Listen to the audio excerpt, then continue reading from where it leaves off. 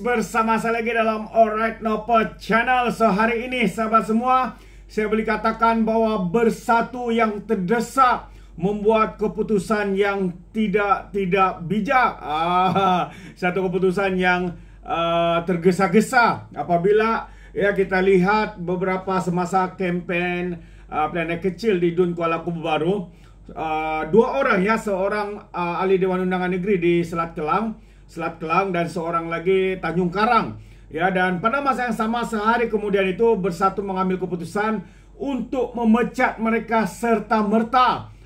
Tapi masalah sahabat semua, mereka tidak berfikir sebelum membuat tindakan sebegitu rupa. Hari ini apa yang menarik adalah kenyataan terkini daripada Abdul Rashid Dun Selat Kelang yang telah pun memberikan sokongan kepada Kerajaan Negeri Selangor, yaitu sokongan kepada Menteri Besar Selangor. Katanya kalau bersatu pecat saya jadi bebas, katanya bebas untuk pilih parti mana yang dia akan sertai. Itu antara kenyataan daripada Adun Selat Kelang, yaitu Abdul Rashid Ashari. Katanya beliau sedia dipecat daripada bersatu kerana berpendapat tindakan itu tidak akan memudahkannya bergerak ataupun menyertai parti lain. Bagaimanapun bekas pengurusi Bersatu Selangor itu menegaskan keahliannya belum terlucut disebabkan berceramah di pentas kerajaan perpaduan pada kempen Planet Kecil di Dun Kuala Kubu baru-baru ini. Dan dia juga mendakwa tindakannya turun berceramah di pentas kerajaan perpaduan tidak bercanggah dengan perlembagaan Bersatu. Katanya sebelum saya berceramah saya ada semak perlembagaan. Sebenarnya katanya dalam perlembagaan Bersatu tak ada satu klausa ataupun pasal yang menyebut tentang ceramah. Katanya tidak ada. Jadi tidak ada peruntukan untuk perlembagaan parti Bersatu itu di mana saya tak boleh berceramah. Jadi bila tak ada peruntukan yang menghalang saya daripada berceramah, maka saya pergilah berceramah, katanya dalam satu wawancara dengan bersama Malaysia Kini hari ini. Dan jelasnya lagi pada pasal 10 perlembagaan Bersatu menyatakan parti hanya boleh memecat ataupun keahliannya terhenti jika dia mengumumkan secara terbuka keluar parti ataupun menyertai mana-mana parti lain.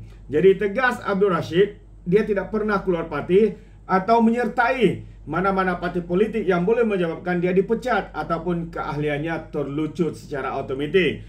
Pada 9 Mei lalu, Bersatu mendakwa keahlian Abdul Rashid dan Ahli Parlimen Tanjung Karang Zulkafli Hanafi terlucut berkuat kuasa serta-merta kerana menghadiri kempen Pakatan Harapan di Dun Kuala Kubu Baru.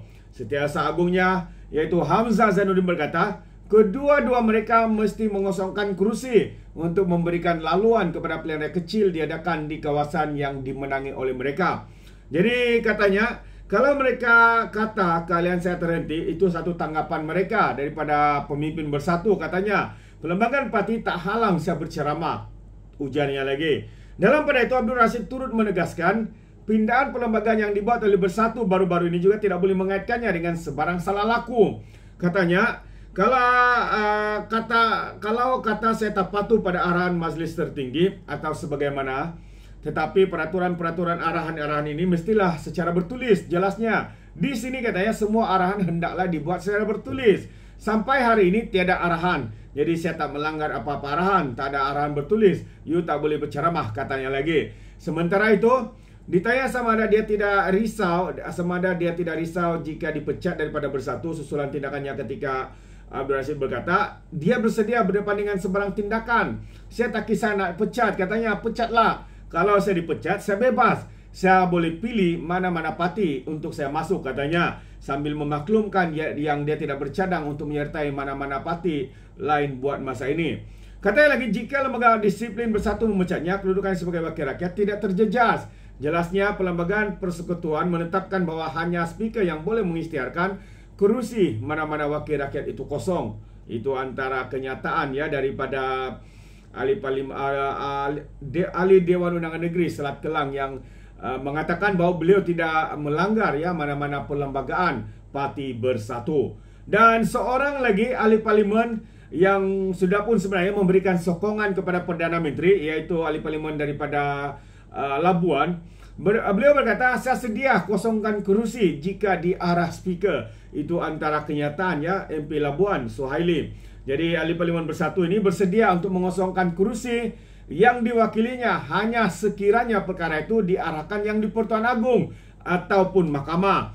Dan Ahli Parlimen Labuan Datuk Dr. Suhaili Abdul Rahman ini kerana beliau menyifatkan yang di-Pertuan Dewan Rakyat atau mahkamah mempunyai kuasa untuk mengisytiharkan ya kerusi diwakili itu harus dikosongkan atau sebaliknya.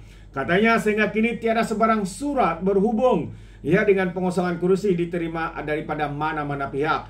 Kita tidak terima apa-apa keputusan speaker lagi katanya. Kalau speaker kata kosong, kita bertanding balik. Namun sehingga kini kita tidak terima apa-apa surat katanya.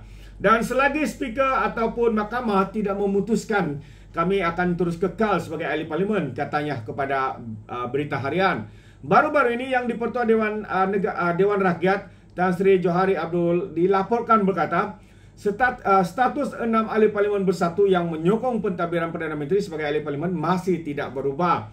Jadi Johari dilaporkan berkata keputusan muktamad mengenainya hanya akan dibuat jika pimpinan parti daripada Bersatu mengemukakan notis makluman berhubung perkara terbabit. Jadi pada masa ini katanya Suhaili berkata sokongan dibuat beliau terhadap Perdana Menteri Datuk Seri Anwar Ibrahim pada 30 Oktober lalu kekal dan tidak berubah. Mengulas perkara yang sama Ahli Parlimen Bukit Gantang Datuk Syed Habu Hussein Hafiz Syed Abdul Fazal berkata sehingga kini beliau berpendapat kedudukannya masih dalam status quo. Tiada apa-apa yang hendak dikomenkan. Masih dalam Bersatu. Tiada surat apapun jadi status quo katanya. Minggu lalu seperti yang kita tahu bersama Hamzah Zainuddin membuat kenyataan kononnya mereka yang memberikan sokongan ini harus sudah pun dipecat dan harus mengosongkan kerusi mereka masing-masing. Itu antara kenyataan daripada Setiausaha Agong Parti Bersatu. Namun sahabat semua, apa yang dikatakan oleh Adun Selat Kelang ini sebenarnya ada betulnya. Kerana di dalam perlembagaan yang sudah pun sebenarnya dipindah oleh Bersatu tidak menyatakan kesalahan untuk sekiranya adun mereka atau pemimpin mereka berceramah tidak ada di dalam perlembagaan. Jadi mereka pun sebenarnya kalau tidak ada bolehlah mereka melakukan seperti mana yang mereka buat untuk berceramah, untuk memberikan sokongan, untuk membuat pendedahan, membongkarkan bagaimana keangkuhan, keegohan, kesombongan Parti Bersatu ini.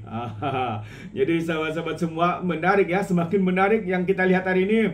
Parti Bersatu ini kian terdesak apabila satu demi satu perlembagaan walaupun kononnya sudah diubah tapi sebenarnya masih menjadi tanda tanya kenapa apa yang sebenarnya mereka ubah. Kenapa perkara seperti ini tidak dimasukkan di dalam pindaan perlembagaan yang mereka buat. Ini agak mengejutkan sahabat-sahabat semua. Adakah begitu dibuat secara tergesa-gesa sehingga perkara-perkara seperti ini dilupakan?